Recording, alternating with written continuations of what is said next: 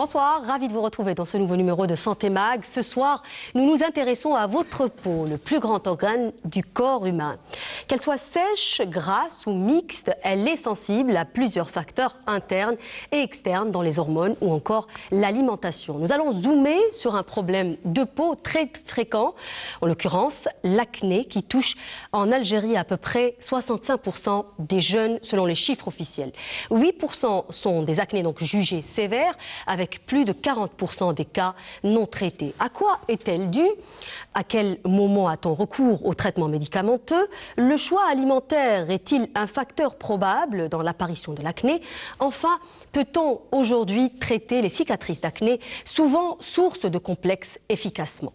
Pour répondre à toutes ces questions, j'ai le plaisir de recevoir le docteur Linda Oumnia. Vous êtes médecin spécialiste en médecine esthétique et vous êtes également nutritionniste. Bonsoir. Bonsoir, Sarah. Merci d'avoir accepté mon invitation. Merci à vous. J'ai également le plaisir de recevoir, vous l'auriez compris, un dermatologue, le professeur Farid Ait Belkacem. Vous êtes dermatologue au CHU Mustapha Bacha à Alger. Bonsoir. Bonsoir. Merci d'avoir accepté mon invitation. Alors on parle d'un sujet très fréquent, un motif très fréquent de consultation en dermatologie. On va commencer peut-être tout simplement avec une définition simple. Qu'est-ce que l'acné, professeur?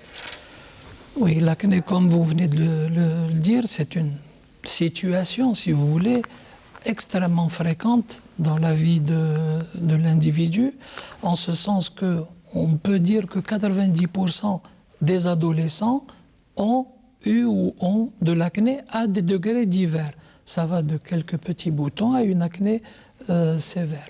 Parmi ces 90%, comme vous l'avez mentionné, environ 10% posent un problème. Un problème esthétique, un problème de notre ordre, un problème de complexe, un problème psychologique. Et c'est ceux-là qui viennent en principe consulter. L'acné, il n'y a pas d'acné sans hyperséborrhée, c'est-à-dire que la peau est grasse. Oui. Et ce gras vient de l'intérieur d'une glande qu'on appelle la glande sébacée. Qu'est-ce qu'il y a aussi? Le deuxième phénomène, c'est que l'orifice par lequel sort le poil et par lequel doit sortir le gras qui est sécrété par cette glande est bouché. Le sébum, il est bouché. Et le troisième élément, il y a une prolifération de microbes que l'on a tous au fond de ce follicule pilosébacé qui s'appelle Propionibacterium acnes. C'est la combinaison de ces trois éléments qui va aboutir à la formation du bouton d'acné. Oui, absolument. Alors, il n'y a pas une acné, hein, docteur Oumnia, mais plusieurs avec différents degrés de gravité. Absolument. Donc, comme disait Dr Belkacem, voilà, donc l'acné, on la retrouve souvent chez l'adolescent, souvent à la suite de perturbations hormonales pour ce qui est de la puberté, donc une augmentation des androgènes. Et évidemment, il y a plusieurs types d'acné, du simple comédon, donc du simple point noir, et après ça devient un comédon fermé, donc ça devient bouché, bouché, un petit bouton blanc qui va après, on va retrouver une petite inflammation à la suite de ce bouton. Donc il y aura un bouton rouge qui va être un petit peu douloureux. C'est l'acné, les deux premières, c'est de l'acné rétentionnel. Ensuite, c'est de l'acné inflammatoire. Ensuite, donc, il y a une prolifération de cette bactérie qui va aboutir à une pustule. Donc, c'est un bouton purulent et évidemment dans des cas un peu plus avancés, on a des kystes, on a des nodules, etc. Et donc à ce moment-là, on a plusieurs étapes. Souvent les jeunes, les adolescents ont le plus souvent une acné inflammatoire et évidemment avec tout ce qui va avec le fait de toucher, il y a beaucoup de facteurs autour qui entraînent leur aggravation, l'aggravation de et l'inflammation. Exactement. Oui. Alors tous les boutons ne sont pas de l'acné. Est-ce que c'est facile finalement de diagnostiquer l'acné, professeur? Oui, le diagnostic de l'acné, dans l'écrasante majorité des cas, n'est pas difficile à poser.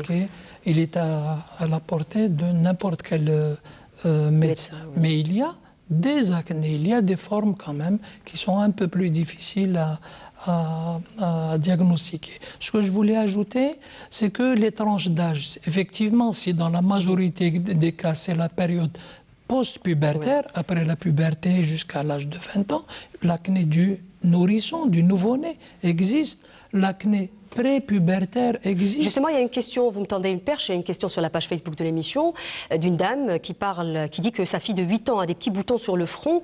Est-ce qu'il peut s'agir d'acné, justement? Absolument. C'est l'acné prépubertaire. Oui, même à l'âge de 8 ans, donc on peut même faire à l'âge de 8 ans, notamment chez la fille, notamment sur le front, il peut y avoir de l'acné. Comme il peut y avoir des acnés tardives, soit chez des personnes qui ont eu de l'acné pendant leur adolescence et cet acné se pérennise jusqu'à 25, 30 ans, voire au-delà. Jusqu'à l'âge adulte. Oui. Soit, quelquefois, c'est un début tardif, vers l'âge de 30 ans, 35 ans, voire plus, l'apparition d'une acné. Donc, elle peut intéresser n'importe quelle tranche d'âge. On va revenir sur tout ça avec plus de détails, mais je vais vous suggérer juste de regarder peut-être un reportage qui va illustrer ce qu'on vient de dire, un reportage qui revient surtout sur la prise en charge de l'acné. C'est un reportage signé Farida Belkacem. Farida Belmeslem, pardon, regardez. Constituant le premier motif de consultation chez le dermatologue, l'acné est une maladie inflammatoire du follicule pilosébacé, c'est-à-dire l'unité qu'on a au niveau de notre peau, le poil, qui fabrique le poil et qui fabrique le gras. Donc il y a une inflammation de cette unité pilosébacée.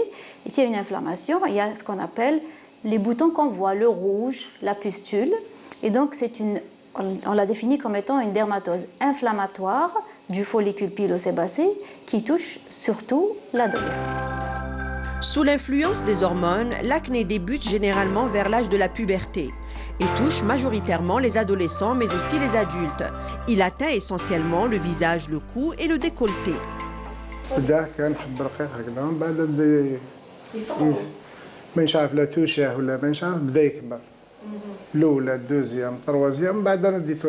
Lors des modifications qui se passent à l'adolescence, à la puberté, donc ce follicule pilosébacé, cette glande sébacée, va subir l'influence des hormones qui vont commencer à être sécrétées à cet âge.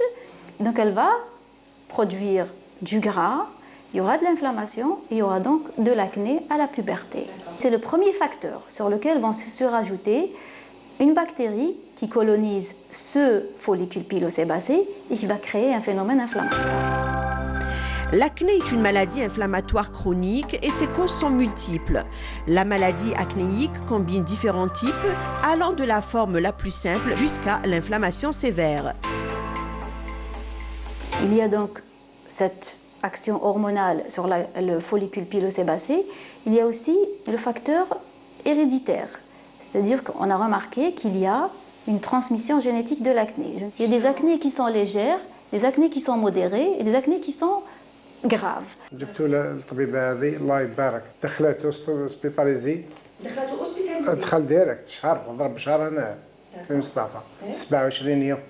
نورمالمون 27 يوم.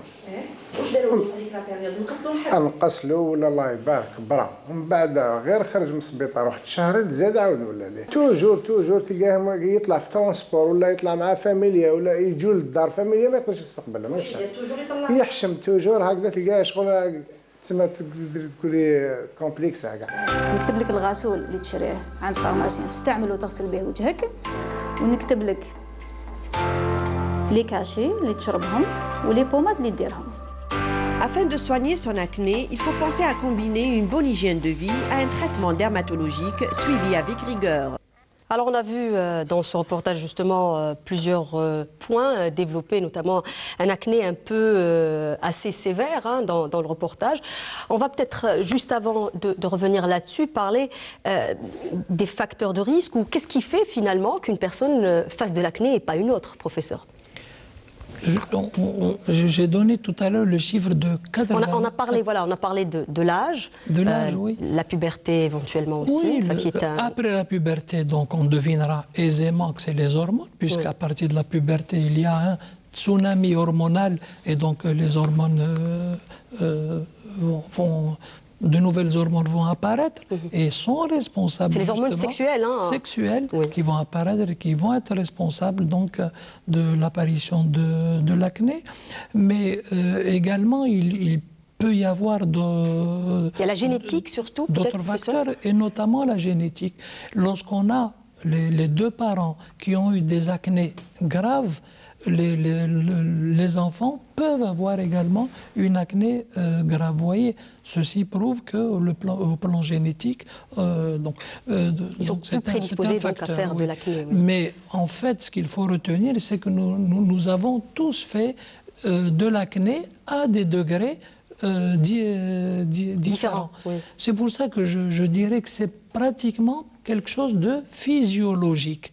Mais il y a une partie qui devient pathologique lorsqu'elle impacte la vie quotidienne du patient, c'est-à-dire lorsqu'elle a un impact sur la qualité de vie du patient. Là, ça devient de la pathologie et c'est ces acnés qu'il faut traiter. Absolument. Il y a d'autres facteurs aussi, docteur Oumnia, comme l'alimentation. Est-ce qu'elle est responsable finalement dans l'apparition de l'acné? Longtemps, on pensait que l'alimentation était un petit peu incriminée, moins dans pas dans l'apparition, donc on sait que c'est hormonal, mais dans surtout l'aggravation de l'acné. Donc on demandait aux patients de ne pas manger trop gras, trop sucré, pas trop de chocolat, etc.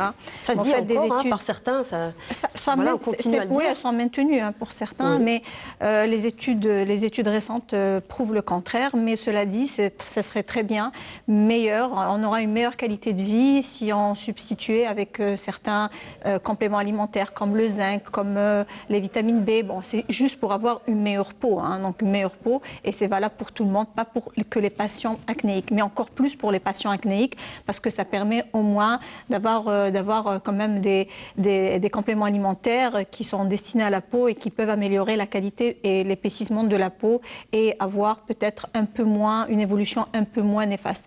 Mais ça reste toujours pas prouvé du tout. Donc l'alimentation est rarement incriminée là-dessus, mais ce serait quand même bien d'avoir une alimentation saine. Et ne pas manger trop de sucre. C'est pas une raison pour manger tout le temps des frites ou du chocolat. On ne va pas être insisté dessus. Comme ça, les jeunes acnéiques, finalement, l'alimentation, voilà. Donc ne pas rentrer aussi dans ce canal. Sinon, tous les enfants acnéiques, à chaque fois, les parents vont se permettre des excès sous réserve que ça n'impacte pas leur acné. Une alimentation saine reste. Quand on a une alimentation saine, on a une peau meilleure et une peau saine. Donc on restera sur ça. Il y a un autre facteur aussi également, professeur, qui est incriminé, le stress. C'est un peu l'origine de tous les maux dans la vie moderne. Est-ce qu'il peut être finalement aussi un facteur de risque? Absolument. En fait, l'acné, bien sûr, le primum movens, il est hormonal, c'est-à-dire le début est hormonal, puis donc un effet sur ce follicule qui sécrète donc le sébum. Clairement, il y a d'autres facteurs. Et parmi ces facteurs, le stress. Le stress est plus incriminé, comme l'a dit Dr Oumnia, que l'alimentation. Et effectivement, dans notre pratique quotidienne, vous avez des patients qui vous disent « Oui, lorsque je suis stressé, j'ai plus de boutons ». Ce n'est pas ça qui a déclenché peut-être surtout chez les adultes, parce qu'on parle aussi de l'acné adulte aujourd'hui. Même chez les adolescents, en période d'examen, tout ça, ils ont plus d'éruptions, plus d'acné, plus de lésions visibles, ils sont plus gênés. Oui, parce qu'on dit ne pas stresser, ne pas toucher et consulter. Dans le même ordre d'idée, j'ai dit multifactoriel, d'autres facteurs qui interviennent, comme le soleil par exemple. Le soleil est un faux ami de l'acné. Lorsqu'on s'expose beaucoup au soleil, notamment en été, donc la peau s'épaissit, ce qui fait qu'elle va camoufler transitoirement les boutons d'acné. Mais dès le début de l'hiver, la peau reprend son aspect normal et donc il y a une réapparition de ces boutons. Oui. L'hygiène, docteur Oumnia, est importante. Oui, l'hygiène est importante. Dans l'aggravation peut-être de l'acné. L'hygiène intempestive, effectivement, il ne faut pas s'amuser à avoir une hygiène trop importante. Avec des produits alcoolisés, par exemple. Absolument. Donc il faut se laver régulièrement avec des produits adaptés, surtout. Donc on ne se lave pas avec n'importe quoi, encore moins avec du savon de Marseille, comme beaucoup le faisaient. Donc maintenant, heureusement, on a des dermocosmétiques et des pains sur gras qui permettent une une meilleure hygiène, mais ça ne sert à rien de trop se laver, bien au contraire. Le fait de trop essayer d'être trop sévère trop se laver trop souvent va au contraire aggraver cette acné. Il faut avoir des règles d'hygiène très systématisées, se laver le matin, le soir, avoir des dermocosmétiques, mais surtout adapter les produits pour une peau acnéique, avoir aussi avec un pH neutre, c'est ça? Avec un pH neutre, avoir un maquillage, parce que les jeunes filles se maquillent, avoir un maquillage adapté également et se démaquiller le soir et avoir des produits, des fluides plutôt que des crèmes, parce que les crèmes, elles sont trop grasses, c'est plutôt des fluides adaptés à une peau acnéique. Oui. Alors, professeur, on a dit de ne pas stresser, parce que ça aussi, ça peut aggraver. De ne pas toucher, peut-être aussi. Surtout ça. Oui, parce qu'on a tendance à... De ne pas toucher. Surtout chez les jeunes, les plus jeunes. Il y a déjà des microbes dans ce follicule, dans ce sac par où sort le poil, mais nos mains ne sont pas stériles, notre peau n'est pas stérile, et en touchant ces boutons, donc, on va ajouter d'autres germes. Donc de l'extérieur au niveau de ces petits sacs, et donc on va créer plus d'inflammation, plus de boutons. Dans le même ordre d'idée, ne pas toucher ces pustules-là, ne pas les éclater. Oui, ne pas les presser entre les deux doigts. Il faut traiter, on parlera tout à l'heure du traitement adéquat.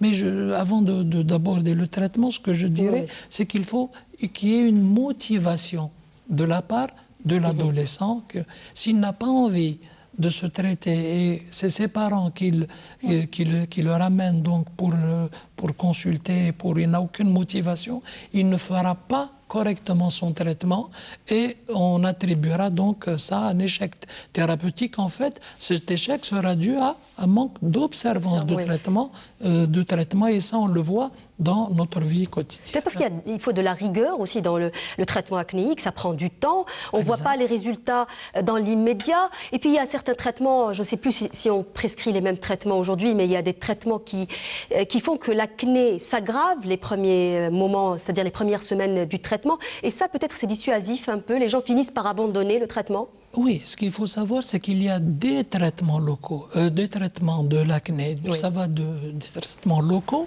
il y en a plusieurs, à des traitements généraux, c'est-à-dire qu'on administre par la bouche, aux dermocosmétiques qui sont d'un certain apport. Mais ça, c'est à nous, médecins, de l'expliquer aux patients. Oui. Un patient, ce n'est pas une ordonnance. Si vous ne lui avez pas expliqué ce que vous lui donnez, et plus que ça, il faut qu'il adhère au traitement. C'est-à-dire, c'est un choix. Pour faire adhérer un adolescent de 13 ans ou 14 ans à un traitement, comment il faut faire? Il y a des adolescents qui ont 3 boutons et qui adhèrent, etc., et qui viennent à chaque consultation. Et il y en a qui ont des acnés profuses. Et je peux vous dire ce que je vois. Et qui s'en foutent, c'est ça? Si vous voulez, c'est ça, c'est exactement ça. Ils s'en foutent complètement. Voilà, complètement. Et ceux-là, quel que soit le traitement que vous leur prescrirez, ils ne vont pas y adhérer, donc vous allez vers un échec thérapeutique. Mais justement, la question peut-être qu'il faut se poser là, puisque vous dites qu'il y a des personnes qui ont juste 2 ou 3 boutons, est-ce qu'il faut finalement traiter l'acné systématiquement? Après, on parle de traitement. Quand il y a 2-3 boutons, quand l'enfant quand l'adolescent commence à avoir ses boutons, c'est bien d'avoir une hygiène plutôt que des traitements, comme je disais, des dermocosmétiques, un produit pour se laver adapté, des crèmes adaptées pour juste diminuer l'inflammation, diminuer ces 3 boutons qu'il a et reste... Je dirais que... Par exemple, pour une fille de 8 ans, comme le cas de tout à l'heure, qu'est-ce qu'on peut conseiller? Juste un pain sur gras pour qu'elle se lave, une crème pour un petit peu pouvoir assécher un petit peu, et aussi éventuellement un nettoyage de peau pour vider les comédons, mais dans de bonnes conditions. Pas n'importe quel nettoyage de peau. Quand il y a des comédons, c'est bien de les traiter, mais faire des nettoyages de peau et donner des petits dermocosmétiques, des petites crèmes, une manière de... Dès le plus jeune âge, on peut faire ça? Oui, dès le plus jeune âge, bien sûr. Si on n'a pas envie que si elle a beaucoup de points noirs, de comédons, ce serait intéressant de les traiter au début pour ne pas en arriver à une acné inflammatoire, pour que ça ne devienne pas inflammatoire et que ça devienne aussi handicapant physiquement, psychologiquement, et avec une perte d'estime de soi, etc. Et pour vous, professeur, est-ce qu'on doit finalement systématiquement traiter? Est-ce qu'un traitement précoce prévient justement d'arriver à la phase de l'inflammation? Le traitement est conditionné par le désir du patient.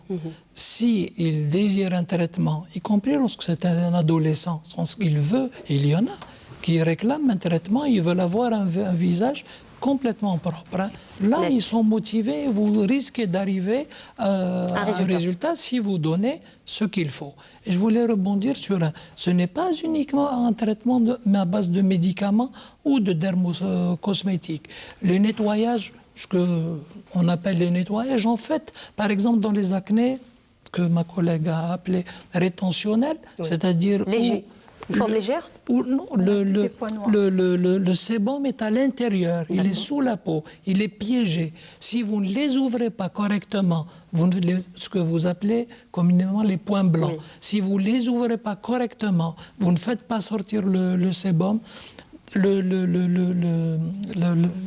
petit sac va éclater sous la peau et donner le gros bouton rouge et la suppuration. Donc il faut un traitement physique aussi, mécanique, associé au traitement médical, qu'il soit traitement local ou traitement général. On arrive un peu peut-être au traitement médicamenteux justement, professeur. Est-ce que l'acné aujourd'hui se traite bien finalement? La question qu'on se pose aujourd'hui, le thème de l'émission, c'est l'acné, comment s'en débarrasser? Est-ce qu'on finit finalement par se débarrasser de l'acné en 2020? On finit par... On a tendance à croire qu'on va le traîner quand même sur plusieurs années, jusqu'à 20 ans parfois. Oui, on peut le traîner jusqu'à l'âge de 20 ans. Comme je l'ai dit à maintes reprises, dans 90% des cas, spontanément, il y a une résorption entre 20 et 22 ans. Mais il restera quand même les 10% qui vont pérenniser leur acné. Ceux-là sont souvent demandeurs d'un traitement. Une jeune fille ou même un jeune homme à 25, 28 ans, etc. va demander un traitement. Maintenant, concernant les jeunes, il faut qu'ils soient motivés et il faut leur expliquer. Si vous lui donnez une crème à mettre chaque soir, la laver le lendemain matin, etc., et que vous êtes sûr qu'il ne la fera pas, ce n'est pas la peine de lui donner ce type de traitement. Donc le traitement doit être, j'allais presque dire, négocié une fois par jour, le patient. Il faut qu'il le persuade de lui expliquer, le persuader de faire ce traitement et on arrive dans la majorité des cas à améliorer. Oui. Malheureusement, dans 10% des cas, ce sont des échecs et c'est cela qui nous pose, nous, dans notre pratique, des problèmes. Je pense que le vrai problème, c'est qu'on veut finalement avoir du résultat très rapidement. C'est la rigueur dans la continuité. Quels sont les traitements aujourd'hui proposés pour l'acné, justement? Les traitements proposés sont multiples. Il y a des crèmes, locaux, des pommades, des traitements locaux. Donc, je n'ai pas le temps de détailler. Il y a des traitements généraux qu'on donne par la bouche. Quelquefois, il suffit c'est des anti-inflammatoires, des antibiotiques? Non, c'est des antibiotiques, mais pas que. Mais il y a d'autres gammes qui sont en fonction du type d'acné.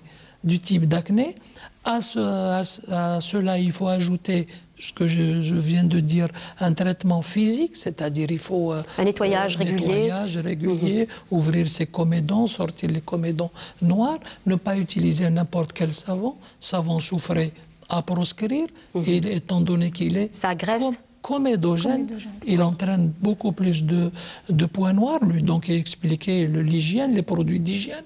Il y a de la dermocosmétique complémentaire au traitement médical. Il faut hydrater la peau parce que souvent, les produits anti-acnéiques assèchent la peau.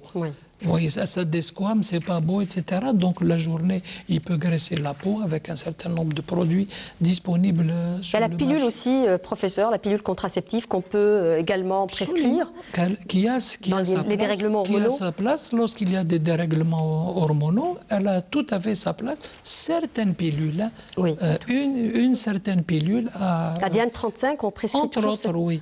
Il y avait toute une polémique qui avait éclaté autour du risque risque de thrombose à un moment donné. Oui, voilà, actuellement. Donc, elle a été remise sur le marché, même en Europe, donc on peut la donner dans un certain type d'acné. L'acné de la femme enceinte, par exemple, Dr Oumnia a parlé du zinc. Le seul produit qui soit autorisé chez la femme enceinte, justement, c'est le zinc. Mais est-ce qu'on est obligé de traiter, justement, j'ai envie de dire, une acné qui apparaît pendant la grossesse, alors qu'elle peut disparaître après? C'est la demande du patient. Vous avez des femmes qui ne consultent pas, mais si elle vient, ça veut dire qu'elle a une gêne. Ça la dérange, oui. Ça la dérange. Donc, vous lui donnez. Mais le seul traitement valable, que l'on prend d'ailleurs par la bouche, par voie orale, c'est ce traitement à base de zinc, pas comme complément alimentaire, mais comme médicament, carrément. Docteur Oumnia, la médecine esthétique aussi propose aujourd'hui un large panel de traitements qui peuvent substituer justement au traitement médicamenteux, n'est-ce pas, professeur?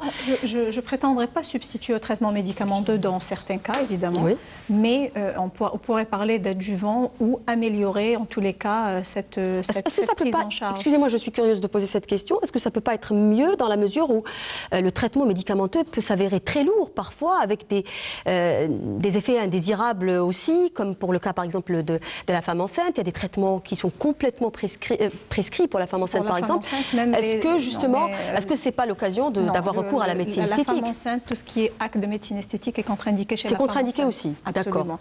Et pour ce qui est de substituant, on ne substitue pas. Comme disait le professeur, chaque cas est un cas. Il y a des patients où on ne peut pas se limiter à des actes de médecine esthétique, où il faut absolument, ou bien ce sera un adjuvant, des patients qui peuvent être sous antibiotiques. Brièvement, qu'est-ce qui est proposé aujourd'hui par la médecine esthétique? Qu'est-ce qui est proposé? On a la LED, donc la LED sur différentes... C'est une lumière. Voilà, c'est une lumière froide. Donc on a, quand le patient a un gros œdème, comme le patient dont je vous avais parlé, donc c'est un patient qui avait une acné fulminante avec un œdème, donc on a fait de l'infrarouge pour diminuer un petit peu l'œdème. Ensuite, on passe à la lumière bleue qui est antibactérienne et la lumière rouge qui est anti-inflammatoire. Ça donne de très bons résultats quand on fait ça en parallèle.